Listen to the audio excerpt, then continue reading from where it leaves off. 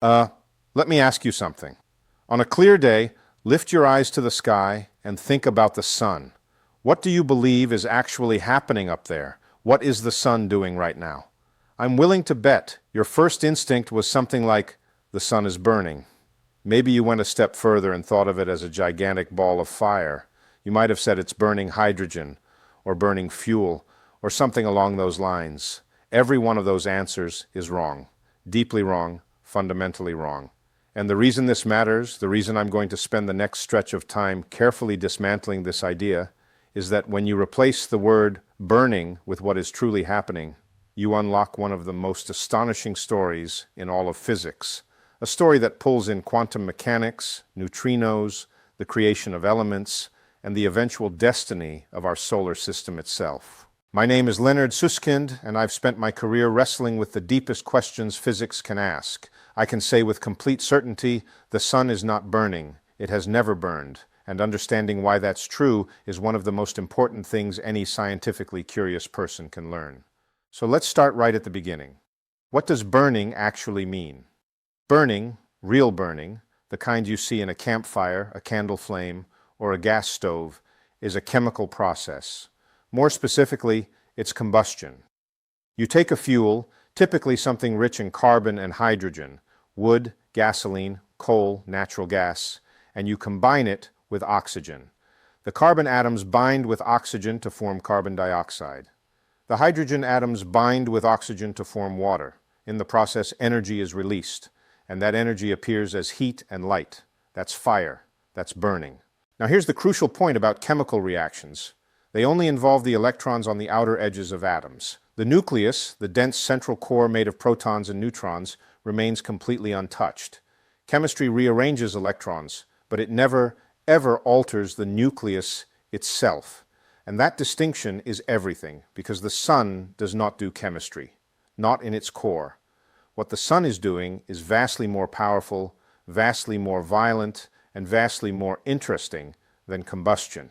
The sun is engaged in nuclear physics. The process is called nuclear fusion, and it is categorically different from burning.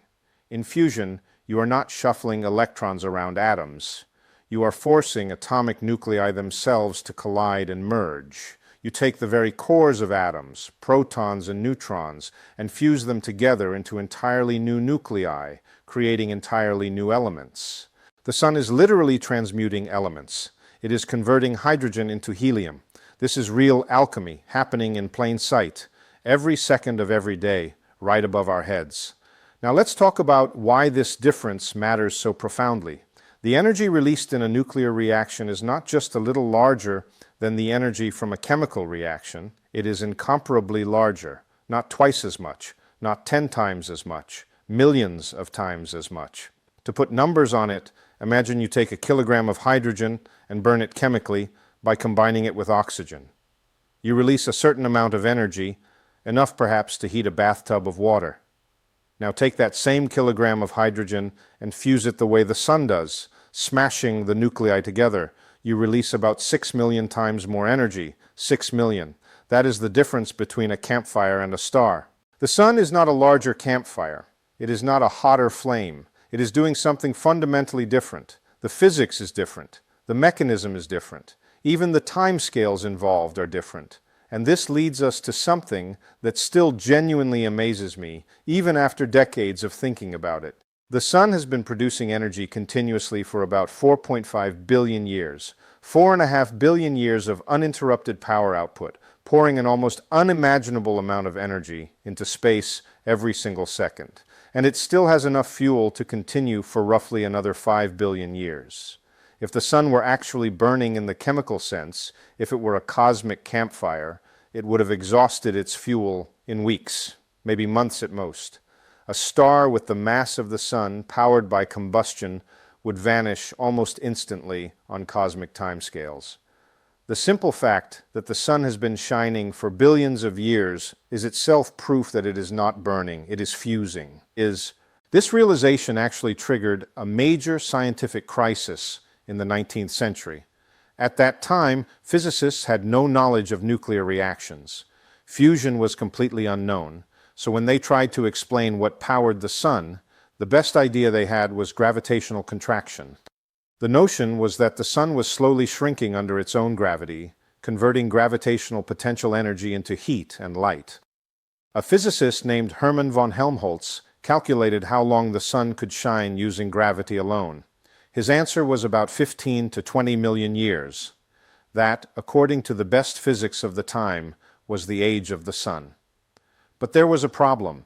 Geologists and biologists were already finding evidence that the Earth, and therefore the sun, was far older than that. Geological layers showed rocks hundreds of millions of years old. Evolution demanded billions of years. Physics and geology were in open conflict. This crisis wasn't resolved until the early 20th century, when nuclear physics was discovered and scientists realized that atomic nuclei could fuse, releasing enormous amounts of energy. Suddenly, everything clicked into place. The sun was powered by nuclear fusion, and it could shine steadily for billions of years. The conflict vanished. Stellar physics was born. Now let me explain exactly how fusion works inside the sun, because this is where things become truly strange and truly beautiful. The sun is mostly hydrogen, about 75% hydrogen by mass, roughly 24% helium, and about 1% everything else. In the sun's core, this hydrogen exists as plasma. That means the atoms have been completely stripped of their electrons. What you have are bare protons flying around at enormous speeds, along with free electrons and some helium nuclei. For fusion to occur, two protons must get extremely close to one another, close enough for the strong nuclear force to take over and bind them together. The strong force is incredibly powerful, but it works only at extremely short distances, about 1 femtometer, 1/quadrillionth of a meter. That's far smaller than the size of an atom. But here's the obstacle. Protons carry positive electric charge, and like charges, repel. As two protons approach each other, they experience a powerful electrostatic repulsion known as the Coulomb force. It's like trying to push together two magnets with the same pole facing each other. The closer they get, the harder they push apart. Classically, according to Newtonian physics, you would need the protons to be moving at absurdly high speeds to overcome this repulsion. Speeds corresponding to temperatures of around 10 billion degrees Celsius. And here's the punchline. The sun's core is only about 15 million degrees Celsius. That's roughly 700 times too cold for classical fusion. According to classical physics, hydrogen fusion in the sun should be impossible. Protons should simply bounce off each other forever, never getting close enough for the strong force to act. So how does the sun do it? Quantum mechanics. This is one of the most elegant and profound applications of quantum theory in all of nature. Quantum mechanics completely changed our understanding of stars. In quantum mechanics, particles do not have precise, well-defined positions like billiard balls. Instead, they are described by wave functions, mathematical entities that spread out in space and give probabilities for where a particle might be found. Because particles behave like waves, they can do things that classical particles absolutely cannot. One of these phenomena is called quantum tunneling. Quantum tunneling is exactly what it sounds like. A particle can pass through a barrier that it does not have enough energy to overcome classically. Think of throwing a ball at a hill. If the ball doesn't have enough energy to get over the hill, it rolls back down. That's classical physics. The hill is an impenetrable barrier. But a proton is not a ball. It is a wave, and waves can leak through barriers. The proton's wave function doesn't abruptly stop at the Coulomb barrier. It extends into it, decaying exponentially, but never quite reaching zero. That means there is a small, non-zero probability that the proton will appear on the other side of the barrier, inside the range where the strong nuclear force can bind it to another proton. The probability is tiny. For any given proton collision in the sun, the chance of tunneling through the Coulomb barrier and fusing is unbelievably small. But the sun contains an unbelievably large number of protons, around 1057 of them. That number is so vast it defies intuition. These protons collide with each other constantly, billions upon billions of times every second. So even though the probability of fusion in any single collision is minuscule, the sheer number of collisions makes fusion inevitable. A tiny probability multiplied by an astronomical number of trials produces a steady, reliable rate of energy production. That's exactly what we observe. The sun fuses hydrogen slowly and steadily, not explosively, producing energy continuously for billions of years. It's not burning, it's fusing. Now, let's walk through what actually happens when two protons fuse. This sequence is known as the proton-proton chain. Step 1. Two protons collide, and thanks to quantum tunneling, get close enough for the strong force to act. They briefly fuse together. But a nucleus made of two protons, called helium-2, is extremely unstable. It almost immediately falls apart. Almost. Very rarely, extraordinarily rarely, before it disintegrates, one of the protons transforms into a neutron via the weak nuclear force. In the process, it emits a positron, the antimatter counterpart of the electron, and a neutrino, a nearly massless, ghost-like particle. What remains is a proton and a neutron bound together. This is deuterium, a heavier form of hydrogen. Matter has been transmuted. Step 2. The deuterium nucleus quickly collides with another proton and fuses with it, forming helium-3, two protons and one neutron, and releasing a high-energy gamma-ray photon. Step 3. Two helium-3 nuclei collide and fuse, producing helium-4, two protons and two neutrons, along with two free protons that can re-enter the cycle. The net result is this. 4 protons go in, one helium-4 nucleus comes out. Hydrogen has been converted into helium. But here's the crucial part. The helium-4 nucleus has slightly less mass than the 4 protons that created it. The difference is tiny, less than 1%, but that missing mass has been converted directly into energy. This is Einstein's equation, E-mc2. Because the speed of light squared is such a colossal number, even a tiny loss of mass produces an enormous amount of energy. Every second, about 600 million tons of hydrogen are fused into helium in the sun's core.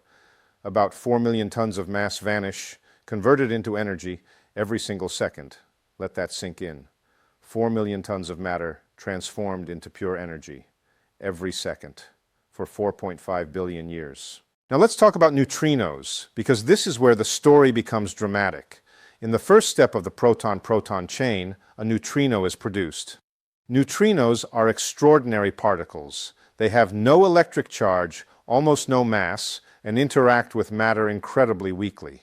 A neutrino can pass straight through the Earth without interacting with a single atom. You could build a wall of lead a light year thick, and most neutrinos would pass through it untouched. That makes them extremely hard to detect, but incredibly valuable. Photons produced in the sun's core cannot escape directly. They are absorbed and re-emitted countless times, taking tens of thousands of years to reach the surface. Neutrinos, by contrast, escape almost instantly, carrying direct information from the core. In the 1960s, physicist Ray Davis built an experiment to detect these solar neutrinos. He placed 100,000 gallons of cleaning fluid deep underground in a South Dakota gold mine. Occasionally, a neutrino would interact with a chlorine atom, turning it into argon. By counting the argon atoms, Davis could infer the number of neutrinos arriving from the sun. The theory predicted a certain detection rate. Davis measured it and found only about 1/3 of the expected number. This discrepancy became known as the solar neutrino problem. For decades, physicists debated whether our models of the sun were wrong or our understanding of neutrinos was incomplete. In 2001, the mystery was solved. Neutrinos change identity as they travel. They oscillate between 3 types: electron, muon, and tau neutrinos. The sun produces electron neutrinos, but by the time they reach Earth, many have transformed. Davis's detector could see only one type. The sun was producing exactly the expected number of neutrinos all along. The solution revealed something profound. Neutrinos have mass. Particle physics was rewritten. The sun had taught us something fundamental about reality. Ray Davis won the Nobel Prize. Now consider this: the journey of a photon from the sun's core to its surface. Photons don't travel straight out. They undergo a random walk, being absorbed and re-emitted countless times. This process takes between 10,000 and 100,000 years. The sunlight warming your face right now was created by a fusion reaction that happened tens of thousands of years ago. The neutrinos from that same reaction reached Earth in about 2 seconds. Stars also create the elements that make life possible. Carbon, oxygen, nitrogen, iron, all were forged in stars. You are literally made of star stuff. Our sun will one day exhaust its hydrogen, swell into a red giant, shed its outer layers, and leave behind a white dwarf. It will fade quietly, not explode. The sun is not a bomb. It is a self-regulating nuclear reactor, stabilized by gravity and pressure. The sun is not burning, it is fusing. And when you truly understand that, deeply, viscerally, it changes how you see the sky. So the next time you feel sunlight on your skin, remember that warmth is ancient. And the neutrinos passing through you right now are telling the sun's story in real time. The sun is not fire. It is a miracle of physics.